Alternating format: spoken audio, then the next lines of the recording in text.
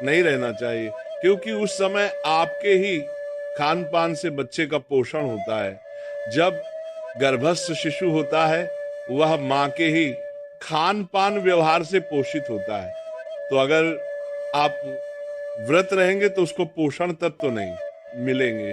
जो गर्भस्थ शिशु को है उसे पोषण तत्व ना मिलने के कारण उसमें बीमारियां आ सकती है, कमजोरी आ सकती है और अधिक पीड़ा उसको होगी, क्योंकि पोषण तत्व मां से ही मिलते हैं। तो हमारी समस्त माताओं से प्रार्थना है कि जब गर्भ हो तो सबसे बड़ा व्रत आपका है उस गर्भस्थ शिशु का पोषण करके उसका जब जन्म दे दे और वह हमारे राष्ट्र के काम आवे, हमारे देश की सेवा करने लायक बने, तो ये बहुत बड़ा व्रत हो गया। तो उस समय हमें लगता है कि जैसे निर्जला व्रत है या इस तरह के व्रतों का अनुष्ठान ना करें, क्योंकि वो गर्भस्थ शिशु का पोषण मां के ही खान पान से होता है। अच्छे सात्विक पदार्थ पावे और सात्विक वातावरण प्रकट करे, भगवत कथा सुने, ऐसे बाहरी तो करे लेकिन व्रत आदि ना रहे।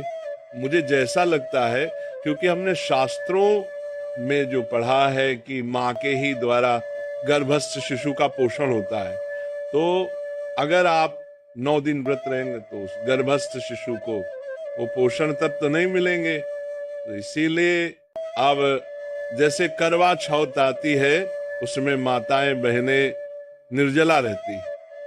अब गर्भस्थ शिशु को यदि नहीं पोषण तत्व मिलेंगे तो व्याकुल हो जाएगा ना, परेशान हो जाएगा।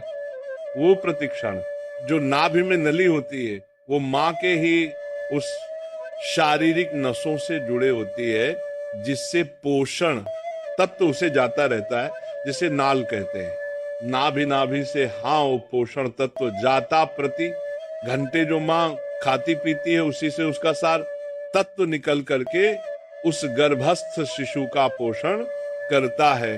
तो हमें लगता है कि माताओं को बाहरी आराधना करनी चाहिए, जैसे भगवान नाम कीर्तन है, पाठ है, पूजा है, ये सब करें, लेकिन खान पान में अपने लिए तो संयम कर सकते हैं, लेकिन उस गर्भस्थ शिशु के पोषण के लिए जैसे हम औषधि आवश्यक है, ऐसे वो भोजन आवश्यक है, पोषण तत्व आवश्यक है।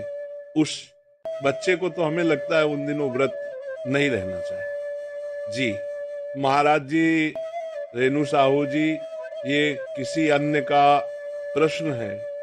कह रहे हैं कि क्या महिलाएं हनुमान जी का व्रत रख सकती है?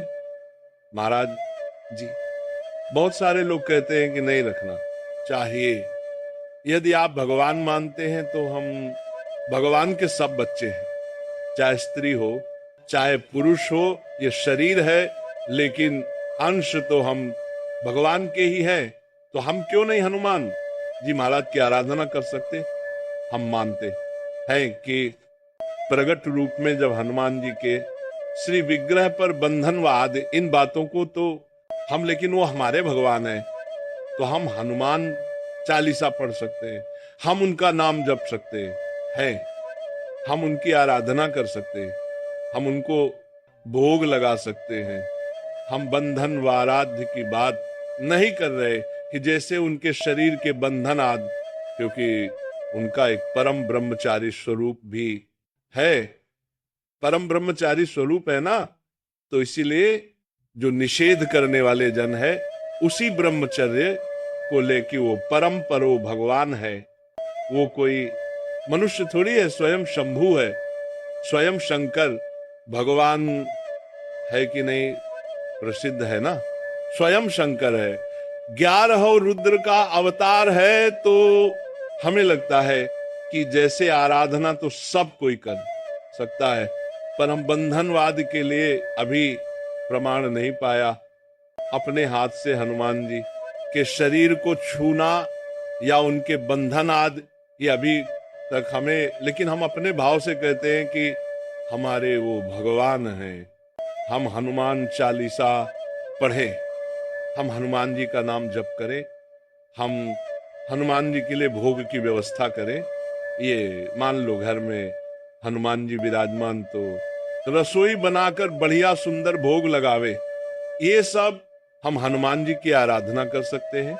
लेकिन बंधनवार चढ़ाना आदि ये हमें प्रमाण नहीं मिला, इसलिए हम इस विषय में हाँ नहीं कह सकते। आराधना तो की जा सकती है क्योंकि वह हमारे भगवान है। महाराज जी आरती कर सकते, हाँ भोग बनाइए, भोग लगाइए, आरती कीजिए, उनका जो शरीर श्री अंग सेवा है उसके लिए, हाँ उसके लिए हम नहीं कह सकते, क्योंकि उनका एक परम ब्रह्मचारी स्वरूप है। वो परम ब्रह्मचारी महान तो कह दे भाई हनुमान जी सबके हैं, वो हम भी कह रहे हैं। तो ये शरीर धर्म की मर्यादा, तो हम शरीर धर्म की मर्यादा के अंतर्गत कहते हैं कि बंधनवार चढ़ाना आदि जो हनुमान जी का है, वो हमने कहीं नहीं पढ़ा कि माताएं बहनें चढ़ाएं। लेकिन हम भाव से कहे रहे कि हनुमान चालीसा पढ़ना, नाम कीर्तन करना, भोग समर्पित कर देना, आरती कर देना, ये निषेध उनके श्री अंग की सेवा के लिए हम नहीं कहते। ये बात बजरंग बल रोज पढ़ा जा सकता है, भगवान का यश मान करके क्यों नहीं किया जा सकता। लोग बोलते हैं कि बजरंग बली रोज नहीं पढ़ना चाहिए। अगर हम भगवान का यश गान कर रहे हैं, हमें कोई अनुष्ठान थोड़ी कर रहे हैं कि हम बजरंग बाण का प्रयोग किसी के प्रति अनुष्ठान कर रहे हैं। हम तो भगवान का यश गान कर रहे हैं। जय जय हनुमंत, उसमें जिसमें तो जय जय हनुमंत है ना, उनकी जय जयकार कर रहे, उनकी महिमा का वर्णन कर रहे हैं। और सबसे बड़ी बात है, अगर ये माना जाए तो बजरंग बाण का सही प्रयोग है भवर रोग का नाश। जो भवर रोग है उसका नाश शरीर रोग, तो नाश एक साधारण बात है। भोग नाश रोग हरे सब पीरा जपत निरंतर, तो ये बात है जपत निरंतर। हाँ नाश रोग हरे सब पीरा जपत निरंतर, और कौन सो काज कठिन जग माही जो नहीं होता तुम पाए। तो अगर हमारी श्रद्धा है कि हम भगवान का यश गान कर रहे हैं, तो हमें कोई परेशानी नहीं, अनुष्ठान कर रहे हैं, फिर बात अलग हो जाती है। जैसे हम देवी माँ हैं, दुर्गा देवी, कात्यायनी देवी, चामुंडा देवी, हम माँ भाव से आराधना कर रहे हैं, वो अलग हो गया, और शक्ति भाव से वो एक अलग हो गया।